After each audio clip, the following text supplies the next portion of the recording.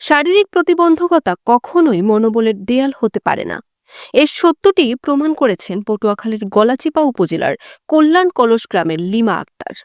জন্ম থেকে শারীরিক প্রতিবন্ধী হলেও অদম্য ইচ্ছাশক্তি ও অধ্যবসায় দিয়ে তিনি জয় করেছেন একের পর এক শিক্ষাগত সাফল্য। এখন তার স্বপ্ন উচ্চশিক্ষা শেষে একটি সরকারি চাকরি পাওয়া। মাস্টার্স কমপ্লিট করার পরে আমি একটা চাকরির দরকার, যেন আমার ফ্যামিলিতে আমি এখন বোঝা হয়ে গেছি। বাবা মা ভাই বোন আত্মীয় স্বজন সবার কাছে আমি এখন বোঝা। লিমার দুটি পা থাকলেও সেগুলো দিয়ে হাঁটা সম্ভব নয়। জন্মের পর থেকেই তার পা ভাঁজ হয়ে রয়েছে, ফলে চলাফেরার জন্য তাকে ভর করতে হয় দুই হাত ও হাঁটুতে। এই কঠিন শারীরিক পরিস্থিতিতেও তাকে দমাতে পারেনি।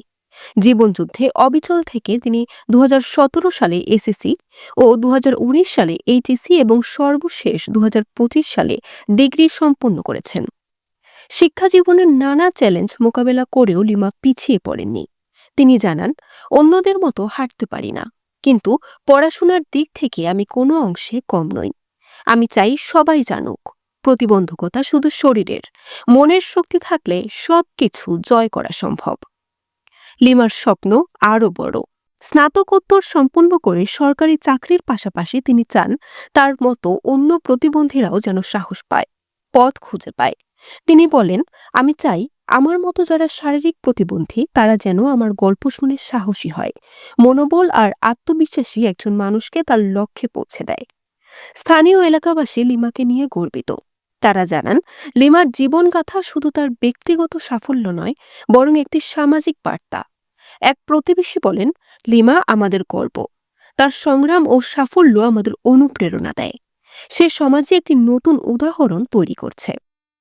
লিমা মনে করেন, সমাজ ও রাষ্ট্রের সহযোগিতা পেলে তার মতো আরও অনেক প্রতিবন্ধী ব্যক্তি নিজেকে প্রতিষ্ঠিত করতে পারবে। তিনি বলেন, আমাদের সমাজে অনেকেই প্রতিবন্ধী, কিন্তু তাদের জন্য সুযোগ কম। সমাজ যদি একটু সাহায্যের হাত বাড়ায়, তাহলে তারা নিজেদের সম্ভাবনাময়তা উপলব্ধি করতে পারবে। আজ লিমা শুধুমাত্র একজন শিক্ষার্থী নন, বরং একটি চলন্ত প্রেরণা। তার জীবনের গল্প আমাদের শেখায়, সাহস, মনোবল ও অধ্যবসায় থাকলে শারীরিক প্রতিবন্ধকতা জয় করা সম্ভব।